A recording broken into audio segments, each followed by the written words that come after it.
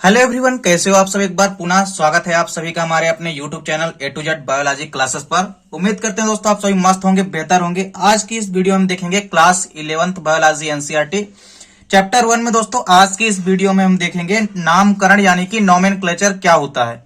तो देखिए, सबसे पहले यदि हम बात करते हैं नामकरण की यानी कि नोमेनक्लेचर की, तो किसी भी जीव के नाम जो होते हैं वो बेसिकली दो प्रकार से होते हैं। तो नामकरण जो है दो प्रकार से होता है। एक नामकरण होता है साधारण नामकरण, या जिसको हम देसी नामकरण भी कहते हैं।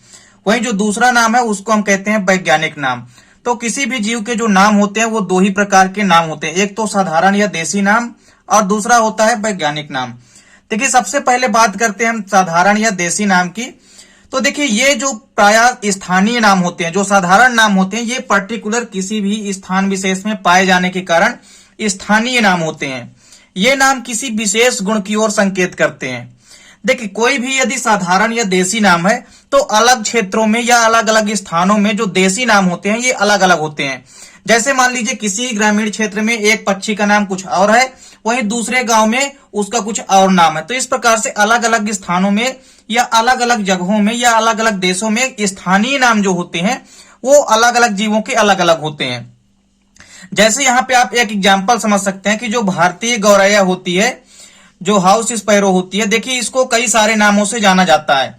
यदि हम बात करते हैं भारतीय गौरैया की, तो इसे इंग्लैंड में हाउस स्पैरो कहा जाता है, वहीं स्पेन में इसे पार्डुल के नाम से जाना जाता है, तथा हॉलैंड में इसे मुस कहा जाता है, वहीं जापान में इसे सुजुन के नाम से जाना जाता है। तो इस प्रकार से साधारण या देसी नाम जो होते हैं किसी भी जीव के अलग अलग होते हैं। तो जैसे एक ही जीव है उसका स्थानीय नाम या देसी नाम जो है या साधारण नाम जो है वो अलग अलग स्थानों पर अलग अलग हो सकता है।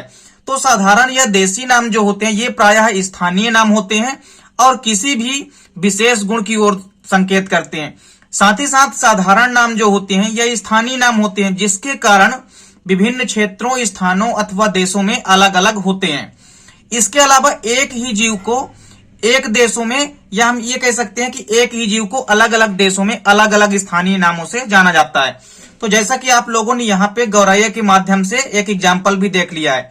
जैसे गौरैया, इसको अलग अलग स्थानीय नामों में जाना जाता है, मतलब अलग अलग क्षेत्रों में या अलग अलग देशों में गौरैया को अलग अलग स्थानीय या साधारण या देसी नामों से जाना जाता है। वहीं एक चीज और आपको यहाँ पे ध्यान में रखना है कि कभी कभी क्या होता है कि अलग अलग जंतुओं के लिए एक ही नाम प्रयोग किया जाता है। जैसे मान लीजिए दो अलग अलग जंतु हैं और उसको एक ही नाम से पुकारा जाए, तो इसे हम क्या कहते हैं। जैसे यहाँ पे एक एग्जाम्पल भी दिया गया है, जैसे जो अर्थवाम होता है और इसके अलावा जो एस्कैरिस होता है, दोनों के लिए हिंदी में एक ही वर्ड यूज किया जाता है, केचुआ। मतलब अर्थवाम व एस्कैरिस दोनों को ही हम क्या कहते हैं, केचुआ कहते हैं। तो इस प्रकार से कभी कभी यह भी हो जाता है कि अलग अलग जंतुओं के लिए एक ही स्थानीय नाम दे दिया जाता है। तो साधारण या देसी नाम में आपने क्या देखा कि साधारण या देसी नाम जो होते हैं ये प्रायः स्थानीय नाम होते हैं और स्थानीय नाम होने के कारण इनके नाम जो है प्रायः अलग अलग होते हैं, यानी अलग अलग जगहों पे स्थानीय नाम जो है अलग अलग हो सकते हैं। तो जैसा कि आपने यहाँ पे गौरैया के एग्जाम्पल के माध्यम से देख भी लिया है, वहीं आपने ये भी देखा कि कहीं कहीं पर यह भी होता है कि अलग अलग जंतुओं के लिए एक ही नाम प्रयोग किया जाता है। इसके अलावा आप ये भी देख सकते हैं कि इन्हीं कारणों के चलते, जैसे इसमें क्या क्या कारण था। जैसे मान लीजिए कोई भी एक जीव है, अब किसी के बारे में यहाँ पे हमको मान लीजिए सर्च करना है। अब जैसे किसी दूसरे देश में जाएंगे कोई भी साइंटिस्ट, तो उनको प्रॉब्लम होगी वहां पे उनकी भाषा में समझने के लिए। अब भारत में किसी भी जीव को अन्य नामों से जाना जाता है और कहीं दूसरे देश में जाएंगे तो उसको अन्य नामों से जाना जाता है। ऐसे में समस्या उत्पन्न हो गई, जिस कारण से एक ऐसे नाम की आवश्यकता पड़ी जिससे कि उसे संपूर्ण विश्व में एक आसानी से एक ही नाम से जाना जाए। जिस कारण से बाद में स्थानीय नाम की जगह जो है बाद में फिर एक वैज्ञानिक नामकरण आया। और वैज्ञानिक नामकरण जो होता है ये किसी भी जीवधारी का एक ही होता है, अर्थात एक जीवधारी यदि है तो उसका वैज्ञानिक नाम एक ही होगा। यहाँ पे आप एग्जाम्पल के थ्रू समझ सकते हैं कि जो अर्थवाम व एस्कैरिस होते हैं इन दोनों के लिए केचुआ वर्ड ही प्रयोग किया जाता है। और इसी कारणों के चलते किसी एक ऐसे जीव के लिए ऐसे नाम की आवश्यकता उत्पन्न होती है जिससे कि उसे संपूर्ण विश्व में एक ही वैज्ञानिक जो है आसानी से समझ सके। अब देखिए, यदि वैज्ञानिक नाम की बात करते हैं तो वैज्ञानिक नाम या इसको हम क्या कहते हैं, साइंटिफिक नेम। देखिए, जब कोई भी वर्ग की विज्ञ किसी जंतु समूह की पहचान करके उसका वर्णन करते हैं, मतलब क्या है यहाँ पे कि कोई भी वैज्ञानिक जो है किसी भी जंतु समूह की यदि पहचान करते हैं तो उसका सबसे पहले वर्णन करते हैं, तो उसको एक उचित जो है वैज्ञानिक नाम देते हैं और उसी एक वैज्ञानिक नाम से ही वह जंतु सब जगह जाना जाता है।